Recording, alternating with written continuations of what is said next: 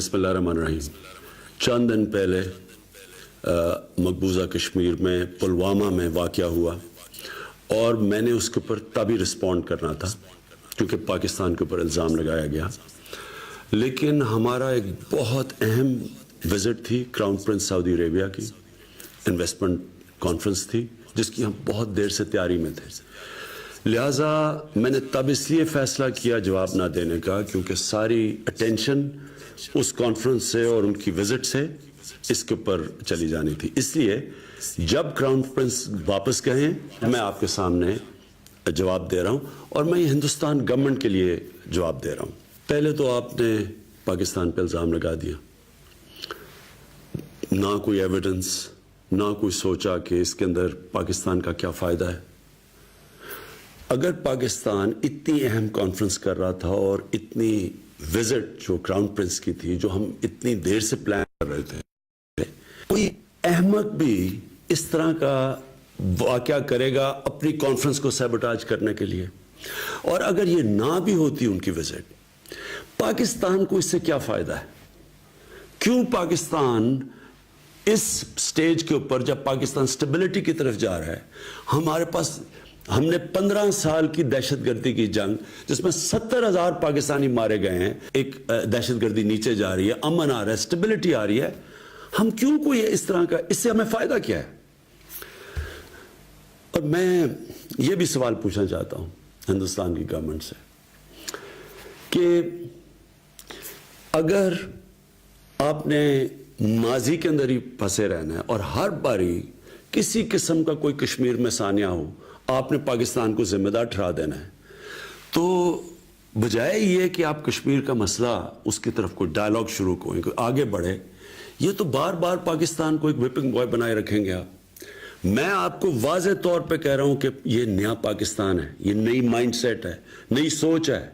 हम ये समझते हैं कि हमारे इंटरेस्ट में है कि ना हमारी ज़मीन से कोई जाके बाहर दहशतगर्दी करे और ना बाहर से आगे कोई पाकिस्तान में दहशतगर्दी करे।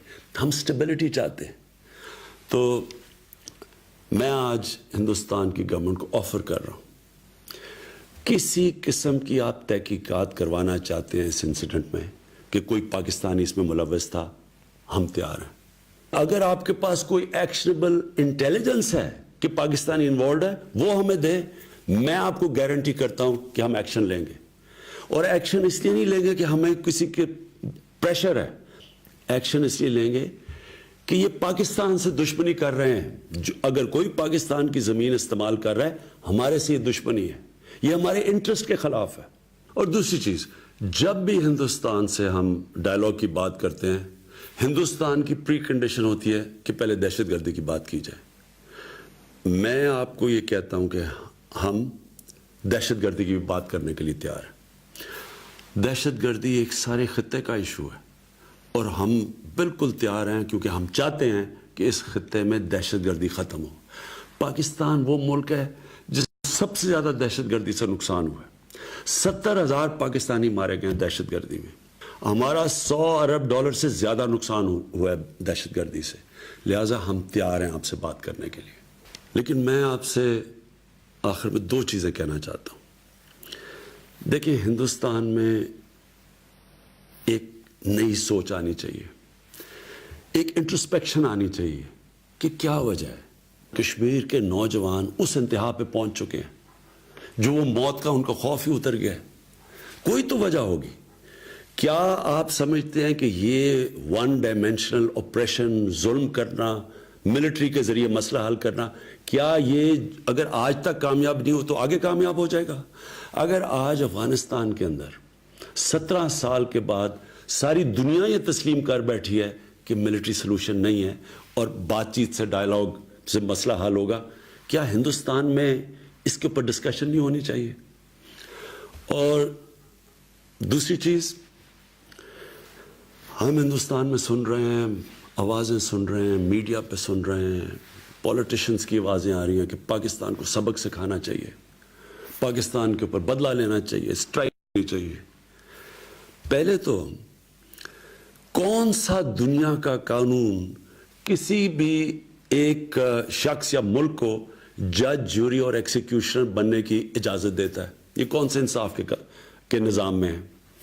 دوسری چیز، آپ کا الیکشن کا سال ہے اور ہم سمجھتے ہیں کہ الیکشن میں بوسٹ ملے گی کہ اگر پاکستان کو سبق سکھایا جائے. اگر آپ یہ سمجھتے ہیں کہ آپ پاکستان کے اوپر کچھ کسی قسم کا حملہ کریں گے، پاکستان ریٹیلیٹ کرنے کا سوچے گا نہیں، پاکستان ریٹیلیٹ کرے گا.